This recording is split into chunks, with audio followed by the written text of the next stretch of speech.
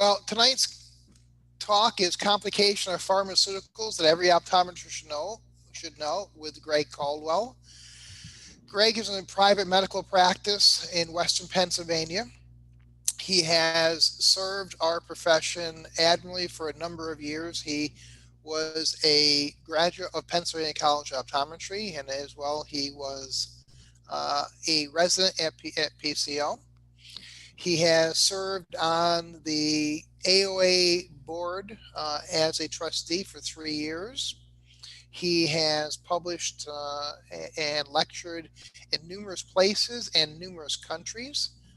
He has been across the world and across the nation lecturing in areas of ocular disease.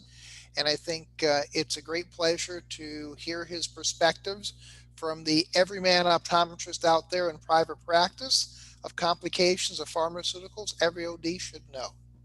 So with that, Greg, let's take it on over. Okay.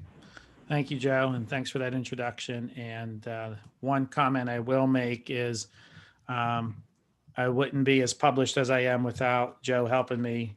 So Joe, thank you for doing that. Welcome. Tonight, we're going to mention many products and instruments. We're going to talk about many, probably drug companies.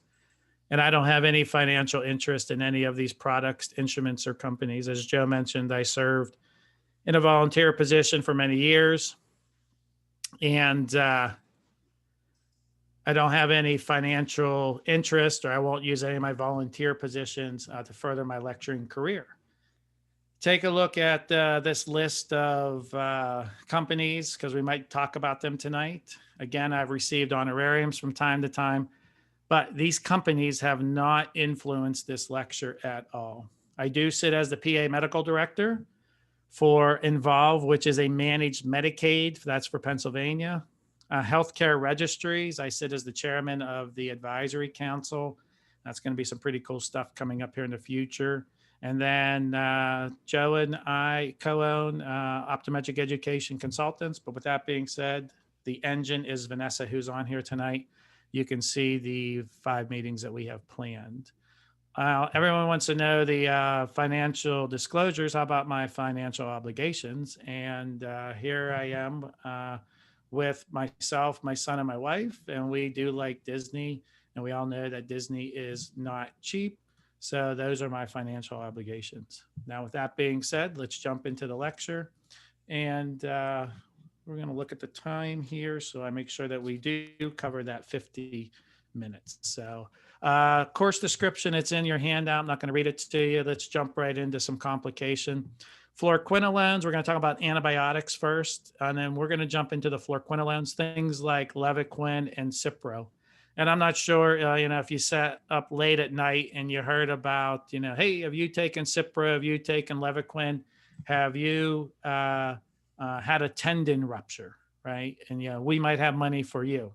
Well, the fluoroquinolones, it's kind of all over the place with regarding retinal detachment, but there's reports out there that there's about a 1 in 2,500 will experience a retinal detachment as compared to the tendinitis or the tendon ruptures that's out there. So I just wanted to bring that to you with regarding that there's some literature out there supporting, fluoroquinolones. I do an oral antibiotic lecture, and I have penicillins, and I have the macrolides like a Z-Pak and cephalosporins. I used to have fluoroquinolones in front of the sulfa medications because of all the problems that sulfa has.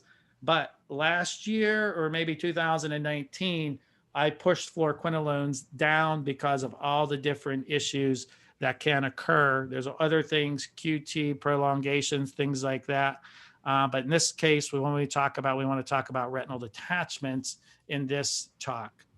Here's an article out there that says fluoroquinolones are not associated with retinal detachment, but I want to kind of show you these slides here. And this is a patient that we do wide field imaging. We have Optomap in our office. And again, I don't have any financial interest to say that word, Optomap, on this talk. But what I want to show you is here's a patient that went for dropless cataract surgery, had some fluoroquinolones along with some steroids injected into the back of their eye. Now, this was before the cataract, but what I want to point out is that this retina does not look very stressed, right? I don't see much going on in the sense of lattice degeneration or paving stones or any indication that this is kind of a myopic type of retina here. But they had cataract surgery, and there was a short period of time when they were doing droplets and injecting whatever the combination of fluoroquinolone and steroids. And check out the size of these tears, right? I do a lot of dilations in the practice, looking at PVDs. And when you find these horseshoe tears, now granted, some of the times they can be big, but check out this macula off retinal detachment after cataract surgery. And there was a little run for about 9 months, not a lot of them, but they would just kind of sneak into the practice after a few months after cataract surgery. This one over here, I'm using either the autofluorescence or the red-free filter. You could see right here the big horseshoe tear. And again, you can see the high watermark. This is a macula on retinal detachment. This needs fixed within 24 hours. And you can see it over here. But what I want to point out is look how big these tears are. And here's my thought process behind fluoroquinolones and retinal detachments and trying to pull it all together. If you read about fluoroquinolones, they talk about tendinitis, tendon ruptures. What are the tendons made out of? They're made out of collagen and elastin. Think about the vitreous. What is the vitreous made out of? Collagen and elastin.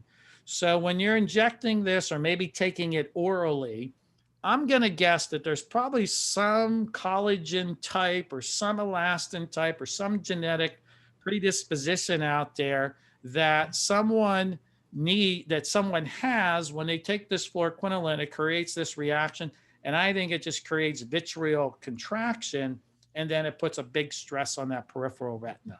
So when it comes to oral, that's why I moved it all the way down to the fifth position, along with all the other issues that are out there. So retinal detachment, or maybe some retinal issues with fluoroquinolone antibiotics. Now we're going to move into another antibiotic, and the first polling question here, and Joe, if you want to launch that, that'd be great. Righto. The complications of tetracycline analogs, meaning minocycline and doxycycline. I have seen these in my practice. So it's not like all of these are potential complications. These are all complications. I'm just curious, and this is a multiple choice question. I think you can check them all off, the ones that you've seen here. But, what have you seen in your practice? The photosensitivity. Have you seen how it can enhance Coumadin and digoxin? The secondary pseudotumor that's out there, and then the hyperpigmentation. And we're getting through our poll here. We need to let this go for a little bit. We want to encourage as many people as possible to do this so that we maintain COPE compliance. We're up to about 80%.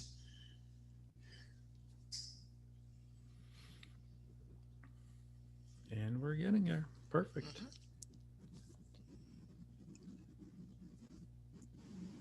And it looks like we might be slowing down.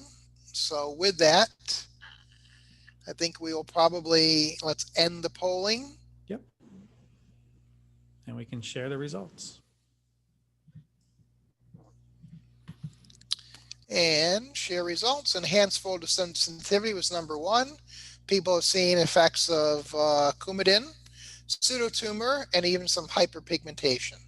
Yeah, and the hyperpigmentation is kind of the cool one that it's kind of neat to see that that people have seen that amount. So that's usually the rarity whenever I give this presentation, that's the one that my colleagues haven't seen. So just kind of remember these tetracycline analogs, minocycline, doxycycline. I still use a ton of it to treat meibomian gland dysfunction, and it can enhance photosensitivity. You want to avoid it in children in pregnancy. It's a category D. A good way to remember that is doxycycline, category D.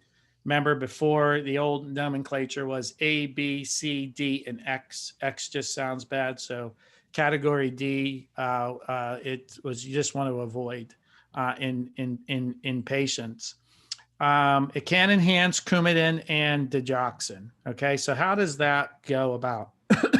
This lecture is not to say if the patient is taking Coumadin and digoxin to avoid it.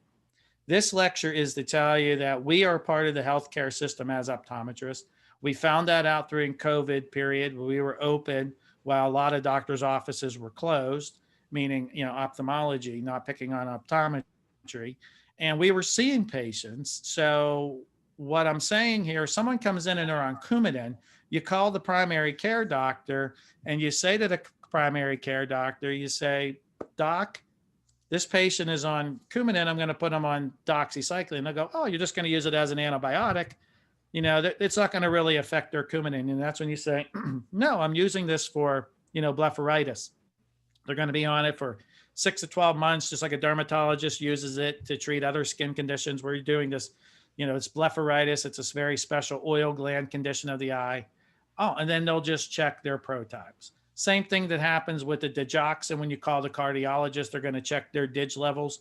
You just want to make them aware of it. So it's not a reason to avoid it. It's a reason to reach out to the doctor and participate in the care of the health care of this patient, which the new ICD or the new E&M codes that are happening through Medicare this year, that's just another reason to do it. You're participating. Now, we used to say idiopathic intracranial hypertension. Joe taught me that we should call that something a little bit different. And then there's this hyperpigmentation that occurs. So benign intracranial hypertension, it's not rare if it's in your chair. I probably see this once a quarter. I practice in a practice of 5 ODs. We see a pretty fair amount of patients. I say fair, I probably average 20 to 25 patients a day. That's about where most of the docs in the practice, maybe a few here and there less. So it kind of gives you an idea that either myself or one of the docs in the practice sees this, where a patient comes in and they have bilateral swollen nerves and they're on minocycline or doxycycline. Once you do all the bilateral swollen nerve head workup, usually you find out that it's the minocycline or the doxycycline and you can stop it. And I see this once a quarter, but this is a slide that I have from 2010, but the important part is to see the progression of the days here. This is time 0 up here on August 19th. 12 days later, you can see that the edema has already started to regress just 12 days after discontinuing the minocycline or doxycycline. And here you can see 25 days later and 48 days later, this patient's bilateral swollen nerve heads has returned back to normal. And as a reminder, there's what it looked like at time 0. So this really is not really idiopathic. And this is Joe's slide. I sat through one of his lectures, one of his neuro lectures, and I said, Joe, can you please send me that slide? And I didn't even change the background and make it mine. I'm giving thanks to Dr. Joe here, Dr. Salka. Joe, do you want to talk about a little bit of pseudotumor? And this is kind of a secondary. It's not really idiopathic. Can you kind of explain that to the group? Yeah, people don't know what term to use. Pseudotumor or IIH being idiopathic intracranial hypertension. And more people use IIH, but it's not really an appropriate term. Actually, the best term is truly pseudotumor. Pseudotumor means increased intracranial pressure, but there's just no tumor. But there are things that can cause it: venous sinus thrombosis, hypervitaminosis A, oral contraceptive use, and as Greg has mentioned, the tetracycline use. In that case, we call it secondary pseudotumor. That's really the best. You don't call that IIH.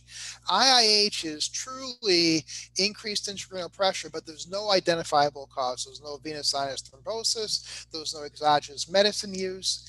And there's a typical patient profile who are young, often overweight females or who have gained weight recently, and they're the ones at risk, and everything else has been ruled out. Then we call that IIH, but that's actually primary pseudotumor. So best to say a primary pseudotumor or secondary pseudotumor. Pseudotumor is really the most encompassing term to actually use. And Greg, I want to point out when you talk about your cases of doxycycline, it's important to understand when you see that, when you see it, it's presumptive.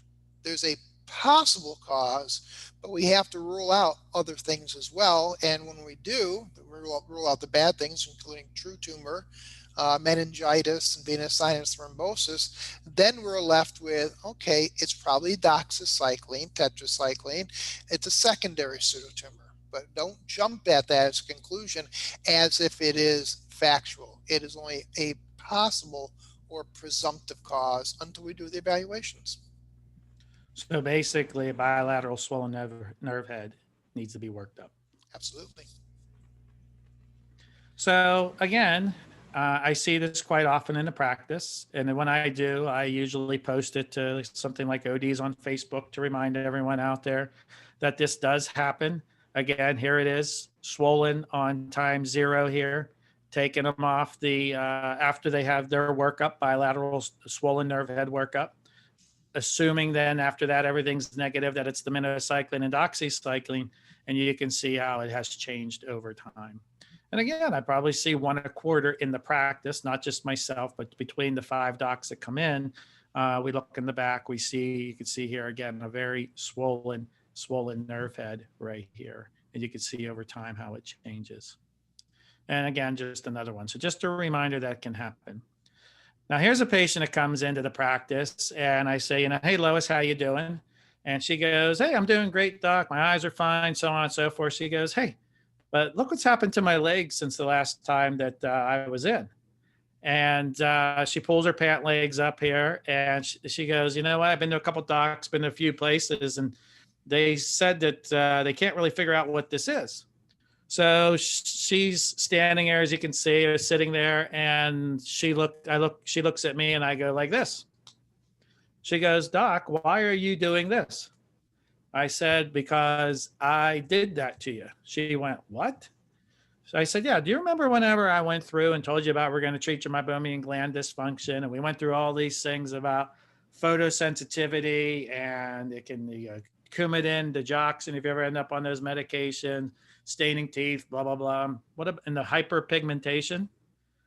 She goes, this is the hyperpigmentation you're talking about? I said, yes, this is it. So you can see it looks like she almost stepped in tar. It almost looks like someone spray painted her, with jet black paint, stepped in tar. This is the type of pigmentation that's out there. So I mentioned to her what it is. She even had a little biopsy of it, so on and so forth. Obviously, it was negative. We got her stopped immediately. And you can see here, 6 months later, she started to fade. I was treating her meibomian gland dysfunction, and we created this. Now, I've probably done this 3 times. The 3 times has been as obvious as this. I've had people come in and say, hey, doc, these little Smurf fingernails here, these little purple fingernails here, is that what you're talking about? That's the hyperpigmentation that we're talking about. Let's quit it. And that's unfortunate because it usually works well as a treatment for meibomian gland dysfunction. And there's the reminder what it looked like, 6 months earlier. So you can see here that she is fading. And then she did 1 year fade pretty good. But she's still to this day, still a little bit pigmented from this. She was cool with it. She said, hey, you kind of warned me. She was a cancer survivor. She goes, hey, this is the worst thing that can happen to me. It's on my legs, no harm, no sweat, no foul. So I wanted to bring up the hyperpigmentation that can occur. Now, another thing that you want to do as optometrist, and advice that I can tell you is I look at medication lists, vitamin lists all day long. And when I see people coming in on this trying to be treated from adult acne, yes, I look at the optic nerves, but I ask them, are you having any strange pigmentations going on in your body? I know that might be a little strange question coming from your eye doctor, from your dermatologist to put you on this. And we have found some strange pigmentations elsewhere in the body, and we let the dermatologist know. So it's not only if you put it on there, these are complications, again, that why you should know what to look for. Now, going to switch categories here. The alpha-1 blockers. These are the different medications that can be taken orally. like Coreg and Flomax here. And the biggest concern here is they can create a floppy iris syndrome. And you want to identify those because that is what drives cataract surgeons crazy, is this floppy iris syndrome. It's when they inject to go into the eye and the pressure is high, that iris is so flaccid that because the pressure is high in the eye, it can go right out the wound that they just injected in. There's also meiosis that can occur. So that's why even after 4 rounds of phenylephrine and tropicamide and cyclopentolate, the patient can still have poor dilation. The surgeon might have to use iris hooks. They also use different tricks with a viscoelastic at the time of surgery. The drawback to using, because they can use the viscoelastic to kind of know and try and know what's identifying those patients, and they can really kind of keep that iris kind of more stiff than flaccid during the cataract surgery. The drawback is they can have a high increased intraocular pressure. And the caution here is that I used to work in an OD-MD practice, and we used to just see the patients come in day one, and we'd find out, okay, the surgeon is, right-handed. Here's the incision about, clock out, a few clock hours away will be the paracentesis, about a quarter away of a clock out or of the clock. And we would burp that paracentesis. Just put a drop of betadine in, numb the eye, take some forceps, and lower that pressure down. You don't want to do that if someone has a floppy iris, because you could just bring that through that high pressure of 43. You'll just bring that floppy iris right through that paracentesis wound. So just like the surgeon needs to be aware of it, so does the optometrist that's doing the 1-day post-op, because you have to call the surgeon up and they'll take them back in the OR, and I've done it. You'll have to put the surgeon will have to put that iris out of the wound and back into the anterior chamber. So I give everyone that warning that's out there. Now, a cataract surgeon will tell you, and Joe, if you want to launch that question while I'm talking about this, a cataract surgeon will tell you that it's not if the patient is still on it. If they took it 4 years ago, that iris will remain flaccid.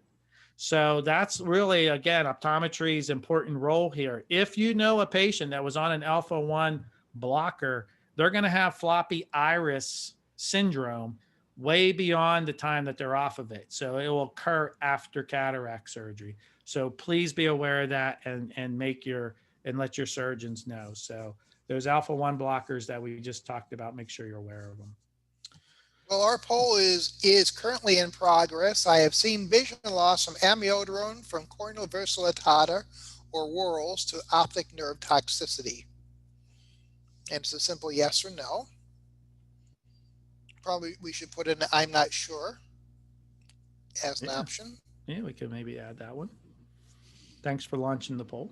You're welcome. And we are moving right along. We're at 92%. I think we're very good on that. So the majority of that, if you want to end that, Joe, and share it so people can see it, perfect, thanks. You could see here that, and that's why I want to bring this up, is that, majority of our colleagues here haven't seen really any complications from amiodarone. And that's what I want to kind of talk about, here tonight on this talk. The most common that's out there is cardarone or amiodarone. There's different names for it. This is the generic name, amiodarone. And we all kind of know the corneal deposits that we see, that nice whorl-like pattern that we see from this medication. There's also, I guess, if you want to call it an optic neuritis or an optic neuropathy that can occur. And I've seen one case of that, and I'll show it to you tonight, the one case that I saw of the optic neuropathy. Now, in talking about, we're going to talk about at Ropressa, what I found out, and then talking about amiodarone toxicity, is that there's actually 4 stages of the toxicity. You get the punctate, hold on, I'm getting sloppy here. The punctate opacities in the horizontal linear pattern, and then they become more aligned deposits and increased numbers and deposits. Here's really where the line is right here between grade 1 and grade 2. Grade 1 and grade 2, basically 1 and 2 don't cause any vision loss. And grade 3 and 4 do create vision loss. Let me explain how that happens, because here we have a 65-year-old woman who reports decreased vision over the past 9 months, especially at near. And I kind of have learned that with this, that they, for some reason, lose the near vision first. I'm sure there's some optical reason where a patient with amyotrophy toxicity or keratitis, keratopathy, I don't want to say toxicity, but keratopathy, their near vision is affected first rather than their distance vision. And really the reason is right here. It's from irregular astigmatism. The irregular astigmatism causes it. So here's an orb scan technology. No financial interest in this technology. It's doing the anterior float, posterior float. It gives you an optical pachymetry. But look at this kind of irregular, kind of hot type of a pattern that's occurring. So this was a call to the cardiologist. Cardiologist, hey, this is Greg Caldwell, hey, optometrist over here. I got a patient on amiodarone and they've got some vision loss from some irregular astigmatism. Is there any chance that you can change this medication? Cardiologist, yeah, hey, optometry, we were taught that it really never causes a problem. You sure that's the problem? Well, yeah, cardiology person. I'm pretty sure I'll send you over the topographies. Obviously, a cardiologist, they're bright and smart, but they don't really know how to read a topography. So we walked through it. After a little bit of convincing, the cardiologist decided reluctantly, based upon an optometrist recommendation, to change the medication. But we were able to do that. And over time, you'll see what happened to this patient's topography. That was the right eye I showed you. Here's the left eye. Maybe not as irregular. And you can see here that the posterior and anterior floats look pretty good. Now let's see what happens over time. 6 months later, after changing the arrhythmia medication, remember this was what it looked like before. See what it looks like now. Remember they were 20/50 here? Look at this nice smooth anterior surface. And check out the 20/25 vision now that the patient has improved upon. So just by switching the patient so this is category 3 or category 4, we can go back and look at the definitions. Whether it's 3 or 4, the patient has reduced acuity. And luckily, we were able to switch the medication for this patient and get the patient's acuity back. So there they are side by side. So Joe, as you mentioned, maybe, we weren't aware of it because way back in optometry school, we were taught that it really does. If you see the verticillata or the whorls, it really doesn't cause issues. And we can see here that it does create an irregular astigmatism, and we can certainly help the patients by changing it. And this was the other eye here that I said didn't look too bad, but we can see how it changed over time once we got the patient stopped and the verticillata cleared most of the way. And there it is side by side on the keratometric map. Again, before is over here on the right side, and the left side has afterwards.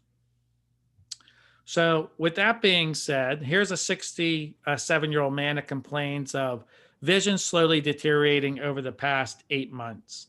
He has a history of an ischemic optic neuropathy. He goes see the family physician. They do some workup. In some way, somehow, they've decided to put the patient on cardarone. So he hadn't really seen a PCP for 35 years. And the PCP, I guess, said, well, maybe it's some type of arrhythmia or whatever happened, or maybe went to a cardiologist. But what happened over time is the patient 9 months ago was 20/80, 20/25. This was the right eye that had the 20/80 vision, the ischemic or the non-arteritic ischemic optic neuropathy. But then when they come to see me, no one can figure out why is this patient 2400 and 2200? Why did they have this severe visual field constriction, vortex whirls of the cornea? And these were the visual fields.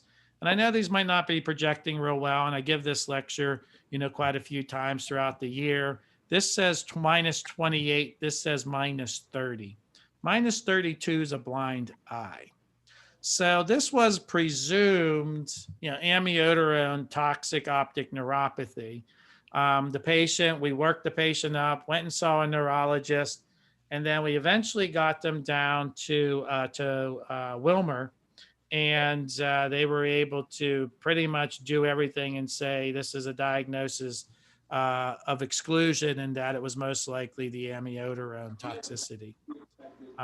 Joe, I know you speak on, neuro is your key, and you've done a lot at the academy through neuro, and you do a lot of neuro lecturing. Here's the nerves, they're kind of looking a little pale. Do you have any comments on toxic optic neuropathies? Well, no, that's one of the things you have to consider when you have a bilateral vision loss. It's either nutritional or toxic. Amiodarone is a culprit. The biggest culprit is ethambutol. So whenever you have patients on these medicines, always just keep in the back of your mind that there could be something going wrong. It's not as good to look at something like this and figure out what caused it as look at the medications and being acutely aware so we can stop it.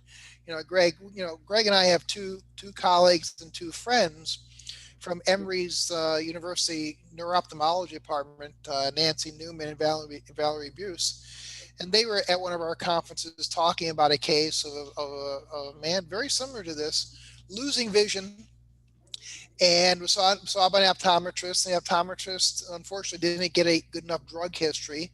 So the cardarone went unnoticed, referred to an ophthalmologist. The ophthalmologist really just took the optometrist's drug history and didn't do his own, and again missed the cardarone and sent the patient to a neurologist because he didn't have an explanation. The neurologist got a better drug history, found out the patient was on amiodarone, but did not actually know that amiodarone can cause optic neuropathy. He just missed it, and it was really a very bad outcome for the patient. So again, that's why this medication makes it into this lecture for complications that every optometrist should know. I will close the loop on the cardiology. The cardiologist that I referred to or sent this patient to and worked through in my town, like myself, lectures, and he actually uses these scans when he talks and teaches his cardiology friends and their continuing education. So there's a case there where, this is why it's important to know, and then making the referral to the cardiologist and teaching the cardiologist, right? It's all about all lifelong learning that's out there. So I wanted to complete the loop on that case whenever I was talking about it. With that being said, let's do poll number 3 here. And right, poll number 3, I have it here. I'll launch it. You got it? Yep. While you were chatting there, okay. I was able to kind of switch it over. So thanks. That's a great thing about the filibuster. There you go. So I have used Notarsadil, which Notarsadil has a couple family of products in there, the Ropressa or Rocklatan, in my treatment of glaucoma. And we're going to talk about the complications, but I'll kind of give you a clinical pearl here as they're rolling in.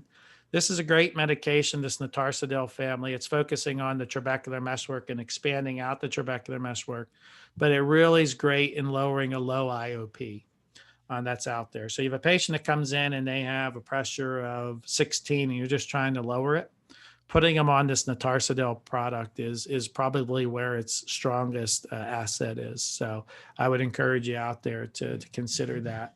Again, no financial interest. So with that being said, I'm going to end the poll, share the results, and we can see here that 17% of our colleagues have experience or used it, and 83% don't, which now makes me feel good that this is in here so we can talk about it. So Ropressa 0.02 Notarsadil, the ophthalmic solution, was approved in 2007 for the treatment of glaucoma or ocular hypertension. It is a rho kinase inhibitor. The cool thing about it is that it's taken once a day. Now, this is a complications lecture, so I want to talk about the hyperemia, the verticillata, right? We just talked about amiodarone. Here's a verticillata that can occur from this medication, and the conjunctival hemorrhage is how it's listed on the package insert. To me, it's more vasodilation. You've seen a lot of focus in the last few years in glaucoma in the out part, the exiting of aqueous in the treatment of glaucoma, focusing on MIGS procedures, doing SLTs, getting the fluid out, really not decreasing aqueous production, but really what we're trying to do here is get the fluid out of the eye.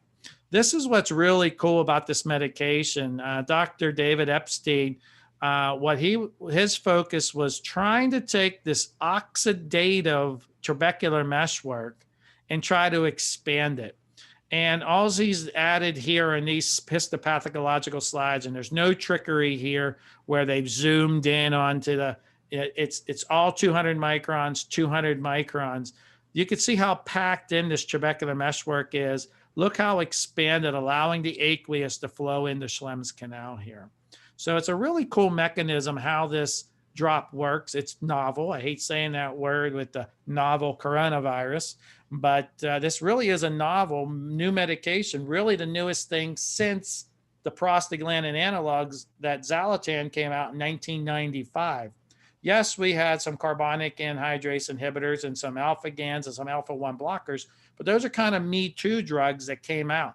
This is kind of a new drug that was formed just to target that trabecular meshwork in that rho kinase inhibiting. And this is what I was saying before, is that you're not going to be blown away by, like a prostaglandin analog, pressure of 30, a patient can come in and be 18. You're going to see a pretty modest, whether it's a high pressure, as it's being depicted down here, or a low pressure, you're going to get that 4 or 5 with Rhopressa, you're going to get that kind of 4 or 5 lowering. Where I think it really shines is in that low pressure of 16. When you get that 4 or 5 and they come in at, 10, 11, or 12, you're pretty excited that's out there because it's a whole different mechanism of expanding out that trabecular meshwork. Now, the contraindications, there's really nothing systemic. You don't have to worry about blood pressure or heart rate. Timolol did what it was supposed to do in that study. But it didn't really, the Rhopressa doesn't have any systemic contraindications. This is a complications lecture. So let's talk about the conjunctival hemorrhages that is listed on the package insert. And to me, because this helps lower the episcleral venous pressure, it's one of the only drugs that's out there that I'm aware of that lowers the episcleral venous pressure, that when this medication gets into that system, it's creating more of a vasodilation to that area rather than maybe these kind of hemorrhages that have been reported. Now, this does look like a subconj heme, but this looks like more like vasodilation that's out there. But just be aware of it.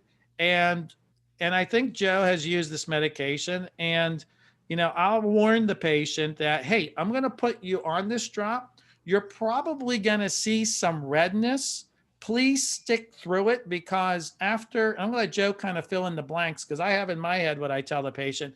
After about X amount of weeks, you'll probably see an improvement. Joe, I know you use this medication. Let me say, have you seen improvement with redness after the patient uses these medications? Yeah, and typically, I don't know why I'm coming up with this number. I like to say 11 days. Yeah.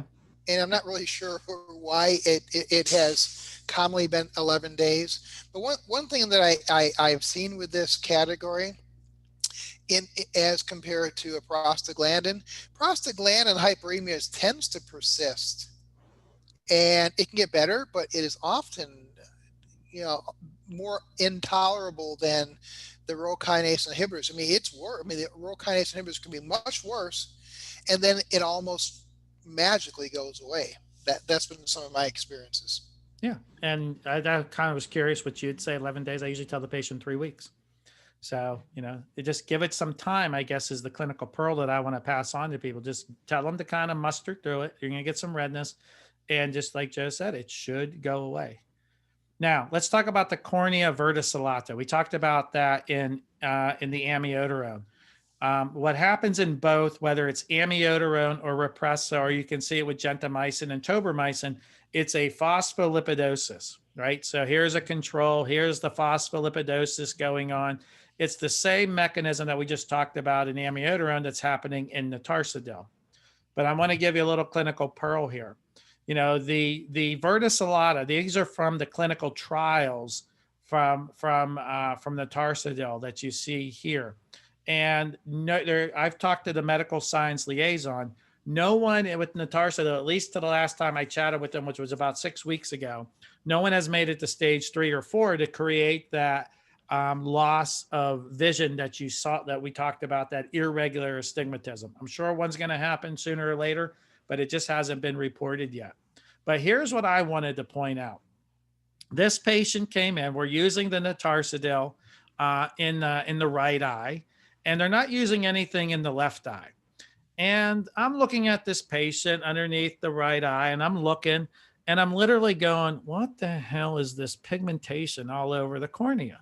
Then I come over here and I'm looking, and I'm like, this looks good. And then I come back over here and I'm like, what, what is, is there some type of liver, kidney, what, iron building up?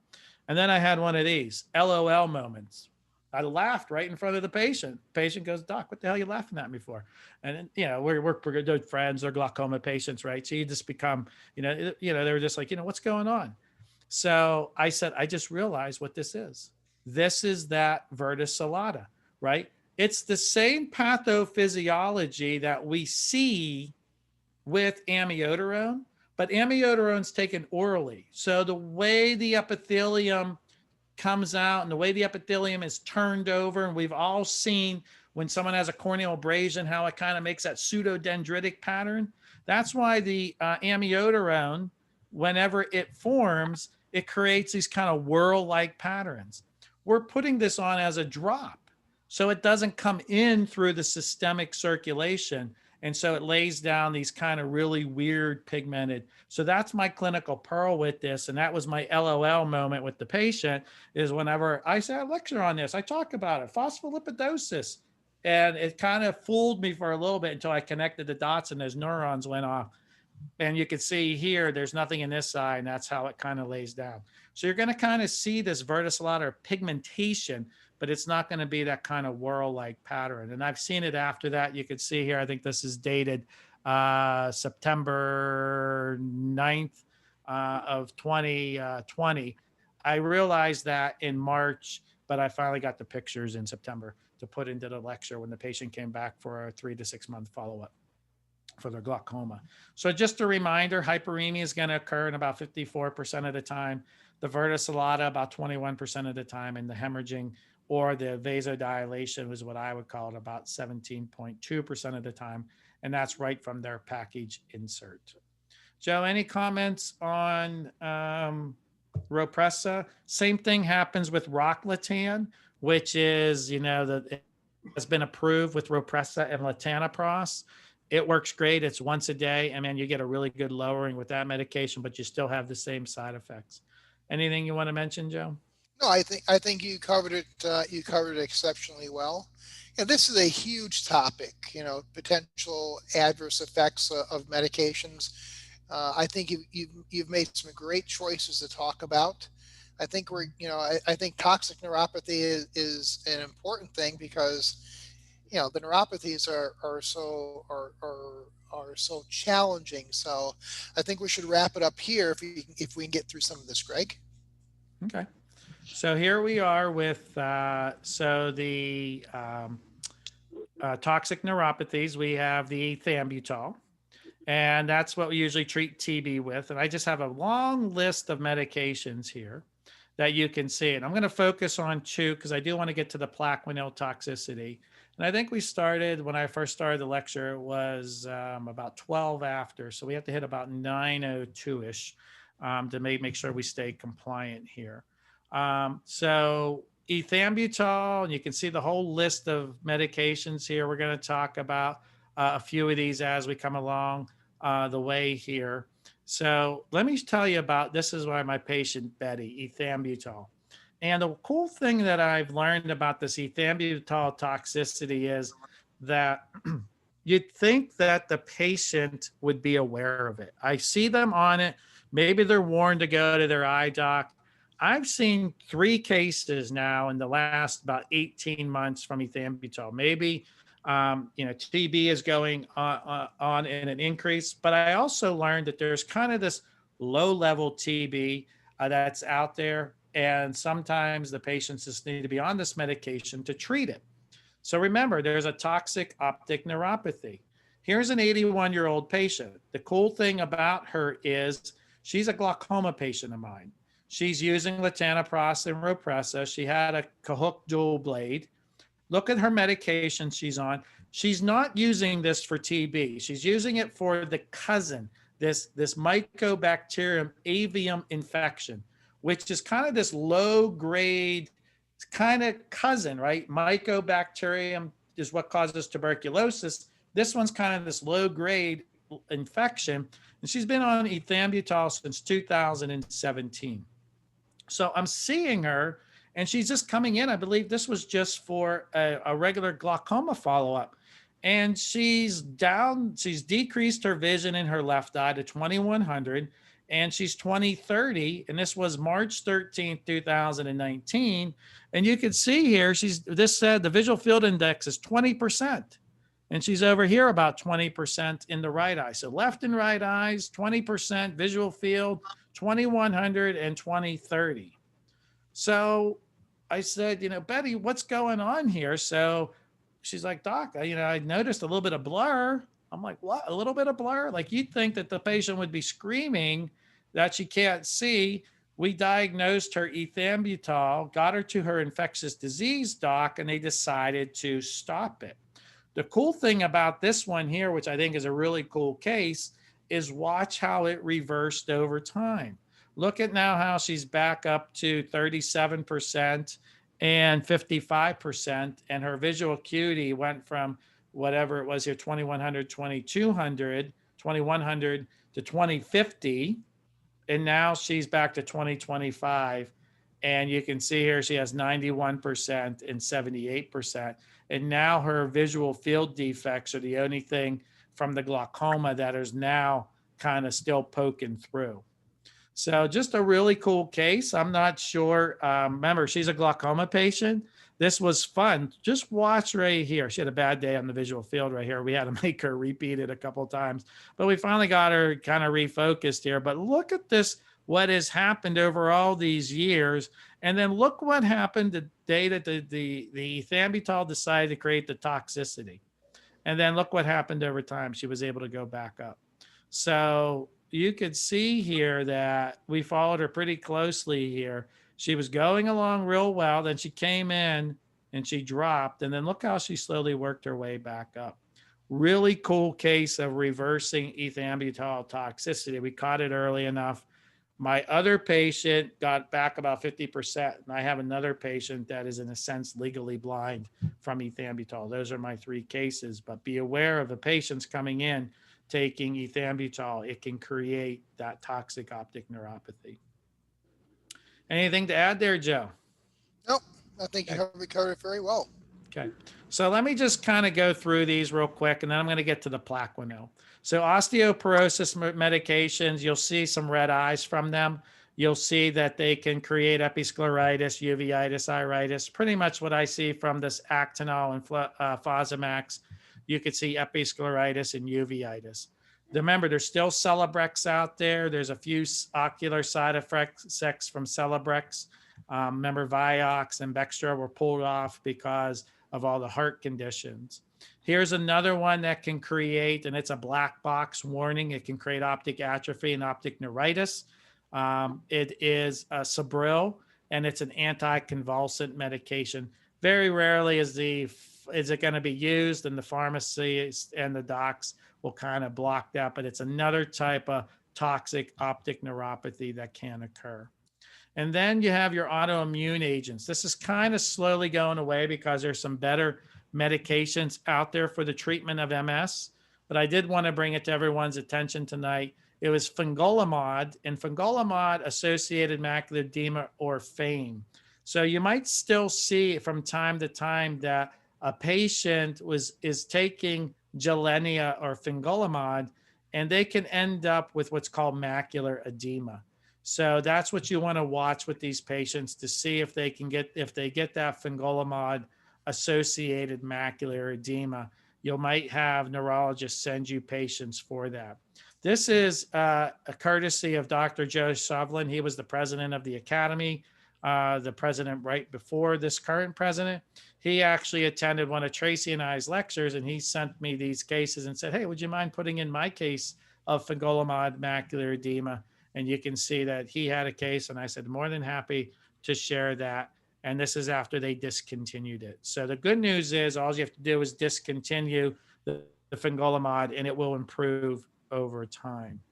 Joe, Hey, let's Greg, run this, and then I'll go through the, go ahead, I'm sorry. actually, before you do, there a question came in the chat. How often would you do a visual field with on a patient on ethambutol treatment? Yeah, that's a tricky one because my 3 cases that came in, I kind of warned them about it, and they came in with kind of these, kind of these non-specific complaints, and I don't know, at least once a year. But I would maybe see them back every 6 to 12 months just to maybe check their acuity, see if they're having any symptoms, and if it looks like things are changing, then run the visual field. So I really don't have like you should do a visual field every 6 months on them, but you might want to follow them and really coach them hard on the side effects that can occur. Joe, do you have any clinical pearls on that? I think in a patient who's on ethambutol treatment, it is a highly toxic medicine, and I would probably recommend every 6 months, because you want to get on that and find that out earlier rather than later. So the clinical pearl that I want to point out is look for it out there. All right, so we're getting close to where I need to be, about a minute away, but let me go through this case pretty quickly. So I'm going to end the poll, and I'm going to share the results. Have you seen, Plaquenil toxicity? 45% have, 54% haven't. And I want to give you some pearls on how to look for this. And, one person doesn't think that it really happens. And the reason why I put that is I had a polling question one time, or I presented a case in OCT Connect, which is OCT, the thing that I do. And someone was like, oh, it never occurs. It's like a unicorn. You hear about it, but you never see it. So I'm going to go through this pretty quickly, and I just want to share the case with you. The key with bullseye maculopathy is the disease happens in this periperifoveal area. So if you're going to look for it, make sure you're looking in the periperifoveal area, not really in the foveola. And I'm going to give you some clinical pearls about that. Remember, Plaquenil hydroxychloroquine is still in methotrexate are used as first-line medications. There are some biologics out there as these tumor necrosis factor alpha inhibitors, and biologics are really, really cool, but they do come with some really cool side effects too. So a rheumatologist is going to try and use hydroxychloroquine as much as they can before they move on to these other agents. So you'll still see it, and I work right down the road from a 6-man woman rheumatology practice, and I do see Plaquenil toxicity at a very early stage. I think we all know what Plaquenil is used for. There were recommendations over time, 2002, and then they came out in 2011, and then there was some revisions in 2016. And really the biggest revision that I want to talk about on here is that in the Asian population, it's a little bit more in the periphery rather than in the center. And it's right here. You should look beyond the central macula in patients of Asian background. So I'm going to kind of give you my thoughts on this. Now, Larry Alexander, these are his slides. You guys probably had his book at one time, and he passed away. And until these slides become outdated, then I'm going to continue to use them. These are his slides kind of reminding right here is where the disease occurs. And they talk about this top hat appearance. And the reason why you kind of get this flying saucer, this top hat appearance, is because the toxicity is in the RPE. The plaquenil builds up in the RPE, and then it creates this parafoveal kind of atrophy really to any of these layers, but it's out in this part, and it looks like this is going up as this is coming down. So the reminder that this is a patient right here that has a normal retina. Here's a patient here. You can see the atrophy. We can catch it a heck of a lot earlier than these plaquenil patients. Look how the ellipsoid zone here is here and disappears and comes crashing down. This is just terrible plaquenil toxicity. You can catch it earlier. And I'm going to kind of show you with this case here. Then we'll wrap it up with any questions. So this was a lupus patient, hypertension patient. You can see they're taking the standard 200 milligrams twice a day for 15 years. Comes into the practice. I tell her she's having plaquenil toxicity. I consult with the rheumatologist because you don't always have to stop it. You can watch it. If the patient's doing great with it, you can see how they advance. I reach out to the rheumatologist. She's pretty young, so I said, we might want to consider stopping it. So her PCP sends her to the ophthalmologist. The ophthalmologist goes, well, Greg's pretty good, but I really don't see what the heck he's saying, so stay on the medication. She comes back to me 3 years later. Luckily, she doesn't have any bullseye maculopathy. We're not showing anything up here on the fundus autofluorescence. But let me show you what I saw back in 2013. As you can see right here on this date, October 30th, 2013. Now remember, if you're going to look for the toxicity, you want to look in this kind of parafoveal area. So you're going to watch me kind of click down, click down, click down, click down. I want to be kind of looking right here at this level. And look how this is thinning out right here. You can see this is blue, this is green, maybe a little thin right here. But look what's happening. This is called nascent retinal atrophy right here. Notice when you look at this outer nuclear layer, how come it's so thin right here? And then why is it missing over here? Where is this nuclear? Why is it becoming fuzzy here? This was her early plaquenil toxicity. All right, they didn't believe me. So let's see what happened in 3 years later when she came back. Check out the difference here. See how the nuclear bodies are here? And look how they kind of become kind of like this brackish kind of water here. It kind of becomes cloudy. Another way to kind of look at it is, remember, I'm going to try and work with the OCT companies. Look how this comes across. Look at this nice little dip here and comes across. I think this is important. Look how you come across here, drop down. This should be a measurement. Look how it's flattened out here, right? See how this is flatter here compared to here? Why is this flatter here? It's because this is dropping. This is atrophied. It's atrophied 16 microns. It's atrophied 18 microns. This has dropped down, making this flatter. That's another way you can try and look over time to see if there's plaquenil toxicity. That was the right eye. This is the left eye. Remember, we want to get to this cut right here to be able to pick it up. And here we are here. This is where I picked it up back in 2013. Didn't really see what I was seeing. That's fine. That's okay. I'm not saying I catch everything. But look right here at the extra atrophy that has gone on. So luckily she went, well, unluckily she went down 21 and 19. She came back and we were able to get her off her medication before she had any vision loss, before it started to affect her central vision. So let me tell you one thing. I work with this 6-doctor rheumatology practice, or I work real close with them. They send me over most of their cases to check for plaquenil toxicity. The latest recommendation said, you know, you can put the patient on plaquenil, do your scans, and don't worry about it for 5 years. Remember, they're going to use 200 milligrams twice a day, no matter what the patient's weight is. That's because that's the therapeutic dose to get the anti-inflammatory effect. You're supposed to weight adjust it, but it's like aspirin. If you give aspirin at 81 milligrams, you're not to get the antiplatelet. you're not going to get the benefits of getting rid of the headache or the fever. So you have to get it at a certain therapeutic dose. So people that are skinny, they're going to be at risk. People that are fat, it builds up, or that are obese, it's going to build up into their adipose tissue, and then it's going to build up into the RPE. So I follow them and scan them every year. I've picked up Plaquenil toxicity at a 3-year, as early as 3 years. So I scan everyone and check them. Remember my pearl here? Look right here. Look at this nice, how high it is, dip down, come back up. Look how this is flattening out there. So that's my little Plaquenil